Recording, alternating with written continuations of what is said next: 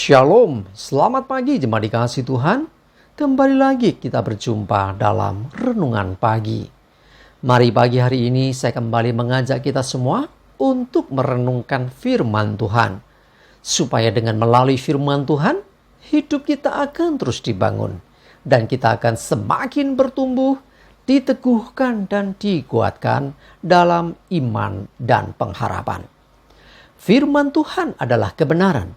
Firman Tuhan sumber kekuatan bagi hidup kita. Firman Tuhan pedoman dan penolong bagi kita semua.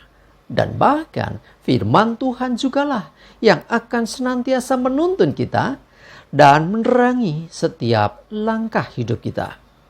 Mari jemaat dikasihi Tuhan, sebelum kita merenungkan firman Tuhan pagi hari ini, bersama-sama kita akan berdoa terlebih dahulu.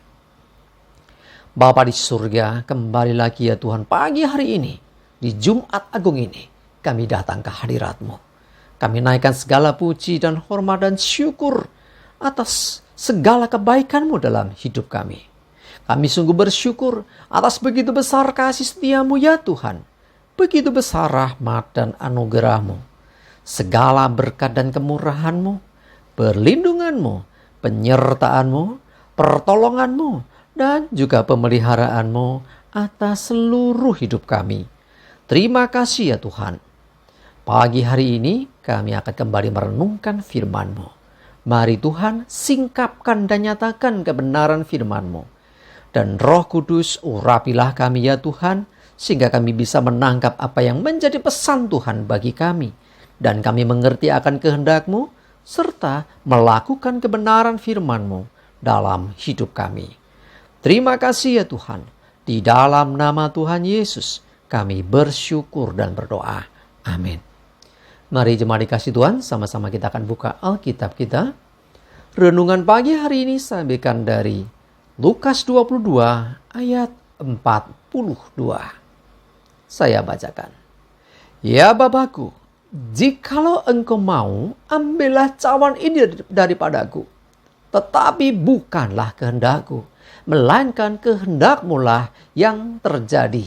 Jemaat dikasihi Tuhan, pergumulan Tuhan Yesus di Taman Getsemane menjadi penentu akhirnya sebuah peristiwa yang sangat-sangat mempengaruhi akan kehidupan manusia terjadi. Yaitu ketika Yesus memutuskan untuk menerima cawan murka Allah ini. Artinya apa? Dia menerima hukuman dan disalibkan.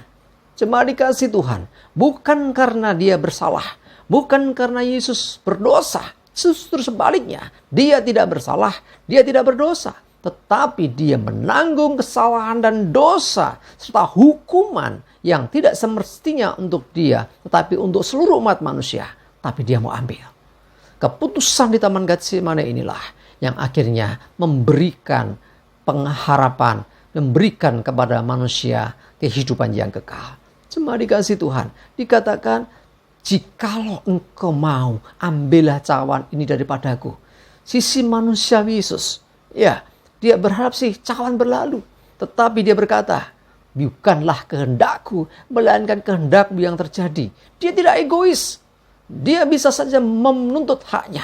Tetapi ya, dia tidak egois. Dia melihat akan masa depan umat manusia. Dia melihat begitu banyak manusia yang akan binasa kalau dia menolak cawan itu.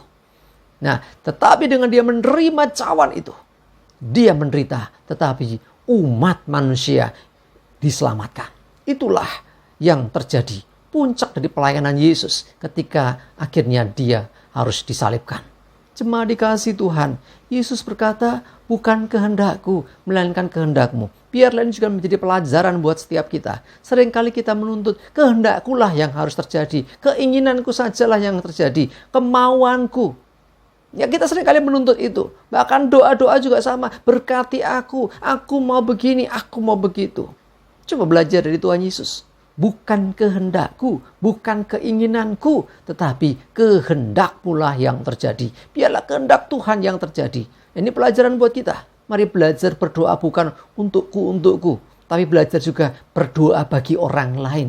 Seperti Yesus berkorban bagi orang lain, berkorban bagi kita manusia. Demikianlah semestinya kita juga mau berkorban bagi orang lain.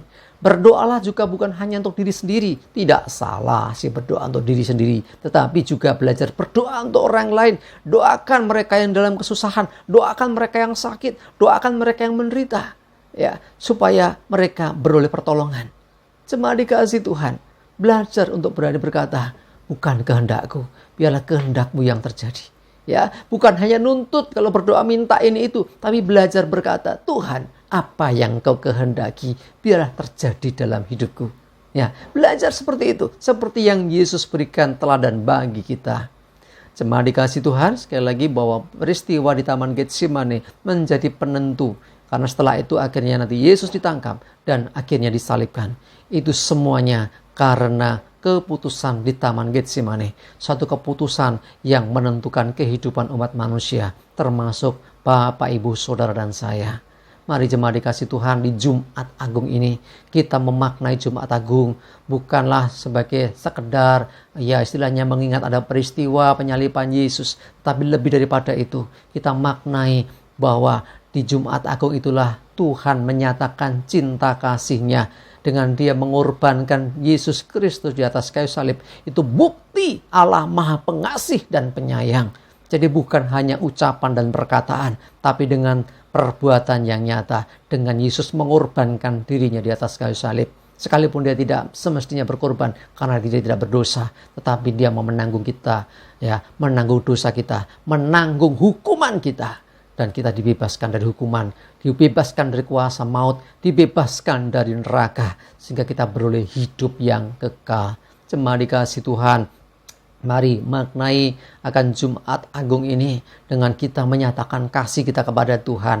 Dia sudah menyatakan kasih-Nya kepada kita, saatnya kita menyatakan kasih. Bukan dengan ucapan juga, tapi dengan menjadikan hidup kita, menyerahkan hidup kita kepada Tuhan dan berkata, bukan kehendakku, biarlah kehendak-Mu yang terjadi atas hidupku. Belajar supaya minta untuk kehendak Tuhan yang terjadi atas hidup kita. Walaupun kadang tidak mudah, tapi percayalah, ketika kita mengikuti kehendak Tuhan, maka segala yang baik, segala yang direncanakan Tuhan terjadi, dan nama Tuhan dipermuliakan.